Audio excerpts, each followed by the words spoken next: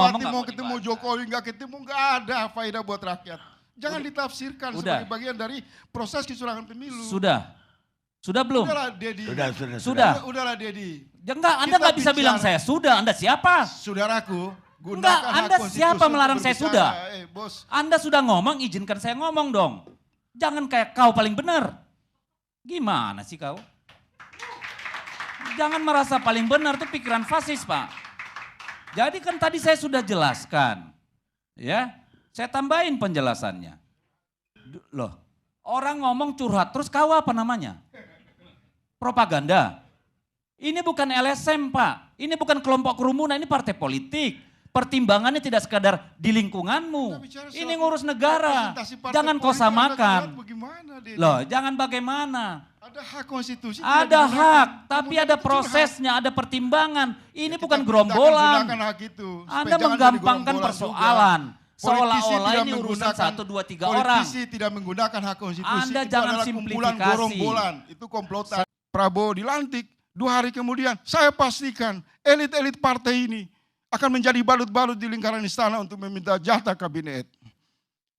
Jadi PDIP tidak usahlah bersandiwara.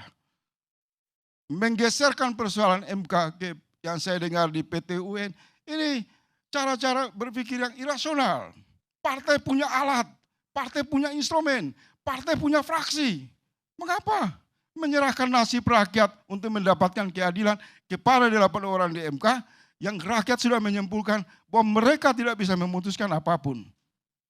Jadi untuk itu menurut saya Bung Sitorus dan kawan-kawan menghadap lagi Ibu Megawati, berikan masukan, rakyat sudah tahu ini semua sandiwara, ada di atas meja Ibu Megawati itu alat yang namanya hak angket. Kalau tersandra oleh kasus BTS, umumkan kepada publik. Tetapi kalau Ibu Megawati punya pandangan yang visioner untuk menyelamatkan negara ini, besok, lusa, dalam waktu yang dekat ini, umumkan ada 100, ada 50 anggota DPR dari PDIP sudah tanda tangan pengajuan hak angket. Begitu juga PKS, begitu juga PKB, begitu juga Nasdem. Kalau dalam seminggu ini tidak ada peristiwa yang konkret, langkah-langkah yang nyata, saya sarankan berhenti dengan sandiwara omong kosong. Jadi ini bukan karena tidak terbukti, karena tidak bisa dibuktikan. Kenapa tidak bisa dibuktikan? Karena hukum acara di Mahkamah Konstitusi tidak memungkinkan itu. Gitu. Ini satu pembodohan sebenarnya. Dalam kapasitas sebagai politisi perwakilan partai, gaya Deddy Sitorus ini curhat yang tidak mewakili rasa tanggung jawab dalam posisi kelembagaan. Publik di luar sana, masyarakat awam melihat banyak sarana tersedia untuk mengungkap kejahatan. Dan Anda berkali-kali di sana kan mengatakan ada intervensi kekuasaan. Kalau bicara soal trias politik harus dikonfirmasi posisi Anda di DPR bagaimana? Ada kasus skandal Senturi, masuk hak angket. Hari ini rakyat tidak mau dibodohi. Ketiga politisi yang mendapat upah dari rakyat curhat di ruang publik. Gunakan sarana dong. Anda dipilih punya mandat. Di awal PDIP itu memberi harapan palsu bahwa hak angket adalah jalan terbaik untuk mengungkap semua kecurangan ini. Tapi kemudian memperlunak perbudakan politik karena disandra oleh masalah kasus-kasus dan kemudian bermain di teras MK. Dan lebih jauh kurang ajar para ketua-ketua umum partai dan elit partai duduk menyantap makanan enak di atas meja daging-daging empuk membiarkan rakyat turun ke MK untuk berdemo meminta keadilan. Sebentar, tadi saya itu sebentar. Jadi kalau menurut saya pola Deddy Sitorus ini kebangkrutan politisi Senayan. Anda tidak usah curhat di tempat ini. Besok itu Anda kumpulkan teman-teman Anda di DPR, gulirkan hak angket, umumkan berapa orang dari PDIP. Itu pertanyaan awal saya tadi. Rakyat ingin bernegara dalam arena konstitusi. Bukan dalam retorika kosong, diamnya Ibu Megawati, sandiwaranya Surya Paloh, main-main topeng keagamaan oleh PKS, main lincah lompat kata seperti PKB. Yang PKS yang mana? Semua sampai hari ini tidak ada satu anggota PKS yang mana satu? Mengajukan daftar nama hak angket. Oh ada. Siapa? Diumumkan. Ini aktivis nggak update. Sebentar. Ini. Kita sudah tanda tangan. Oh, besok kita tunggu berapa jumlah orang di fraksi PKS sana akan membenahi pemilu ini dengan mengumumkan daftar nama. PDP demikian. Nasdem demikian. Kita berhentilah soal elektoral ini. Agama maksudnya apa tadi? Jelaskan dulu yang mana satu. Saya mengatakan begini, saudaraku Iqbal. Enggak, saya jangan ngomong yang mana contohnya. Saya mau kasih contoh. Hak angket. Tapi kalau Anda berjanji Anda harus penuhi. Kalau orang beragama mengatakan sesuatu di ruang publik akan memperjuangkan hak angket. Kita sudah jelas. Mana? Tidak ada Iqbal. Dua fraksi perlunya, kita sudah. Tidak ada Iqbal. Tidak ada. Sampai hari ini. Tidak ada daftar nama dari anggota DPR mengambil hak konstitusi mereka untuk membongkar kerusakan sistem berdemokrasi. Kenapa? Ada yang terlewat oleh Dedi. Kerusakan ini adalah permufakatan para partai di DPR membiarkan undang-undang ini untuk mengawal, memproses bakul sampah demokrasi yang penuh dengan kecurangan. Di awal diskusi saya sudah mengatakan 20% presidensial threshold adalah gambaran terang bahwa itulah awal dari kecurangan. Dan itu tidak pernah disinggung. Berkali-kali rakyat secara independen datang ke MK. Bongkar itu 20%. Tidak ada keberanian dari Ibu Megawati, dari Surya Paloh. Karena mereka ingin menginjeksi bakul sampah kerusakan demokrasi ini untuk kepentingan permainan, menipu rakyat. Cukup. Ya, saya kira itu cukup ya. Dari Anda itu kan kalau ngomong seolah-olah Anda yang paling benar, paling lurus. Dan Anda gini. Anda udah ngomong tadi. Anda saya gaji, Anda perjuangkan itu hak konstitusi Anda itu. Oke.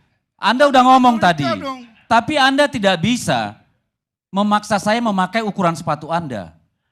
Anda pun dengar dulu dong. Anda udah ngomong tadi. Bekerja mewakili suara rakyat. Jangan curhat di ruang publik. Terserah saya dong mau curhat di ruang publik. Kenapa lu jadi fasis? Lu ngaku aktivis tapi fasis pikiranmu. Apa saya mau katakan hak saya. Kalau Anda tidak setuju bantah. Tapi jangan Anda merasa Anda paling benar. Saya bertanya di awal diskusi ini. Kapan Ibu Megawati menyampaikan permohonan maaf karena kerusakan ini tidak lepas dari desain politik PDIP. Ayo, Anda sampaikan itu kepada Ibu Megawati. Anda dengar nggak tadi jawaban saya? Kedua, jangan mengatakan tidak ada sarana lain. Itu pembodohan. Seolah-olah semua dipasung di teras MK. Udah cukup. Ada juga di DPR. Cukup debatnya. Anda tidak mendengar penjelasan saya bahwa kita adalah negara presidensial. Dan saya mengatakan bahwa yang namanya Presiden Jokowi itu mandiri dan independen dalam mengambil keputusannya. Tadi saya beri Anda clue. Setelah dilantik Oktober, mulai Desember saja itu ketemu Pak Jokowi sudah sulit. Itu 2014 enggak. Anda dengar dulu dong. Sama rakyat itu. Ya, halo teman-teman, salam ketemu lagi di channel ini. Salam inspirasi, salam NKRI, harga mati. Ya, baru saja kita mendengarkan penyampaian dari Bung Deddy Sitorus dan juga Pak Faisal Assegaf ya, bagaimana penyampaian yang luar biasa dan perdebatan yang lumayan panas, agak sedikit tegang gitu ya. Tadi seolah-olah ini yang disalahkan PDIP gitu ya. Ya, kalau kita melihat memang PDIP partai pengusung Jokowi ya di 2014 juga sebagai presiden dan di 2019. Tapi pada akhir masa jabatan Pak Jokowi terlihat PDIP mengkritik dengan pedas dan keras. Nah, pertanyaannya adalah kenapa selama 9 tahun ini tidak melakukan hal seperti itu? Dan kenapa di 1 tahun terakhir malah mengkritik habis-habisan? Nah, ini kan pertanyaan. Tapi saya yakin Anda punya jawaban tersendiri terkait persoalan ini. Karena menurut saya Pak Jokowi di akhir-akhir masa jabatannya terlihat dengan jelas bagaimana beliau membuat suatu kebijakan atau tindakan perilaku politik yang memang seharusnya tidak dilakukan oleh seorang pemerintah atau sekelas presiden. Terkhusus dan terlebih-lebih terkait Pilpres di 2024 kemarin, lalu kemudian mengenai narasi 3 periode yang memang ditolak oleh PDI Perjuangan sebagai partai pengusung, lalu kemudian tadi disampaikan oleh Bung Deddy, ya setelah 20 Oktober setelah dilantik Pak Jokowi punya hak untuk memutuskan ya, mandiri seperti itu ya, dan tidak terlalu diatur-atur oleh partai juga. Ya partai mungkin hanya bisa mengusulkan, tapi keputusan itu kembali lagi kepada presiden itu sendiri. Ya, partai mungkin merekomendasikan, ya terlepas Pak Jokowi setuju apa enggaknya, yaitu terserah beliau gitu ya.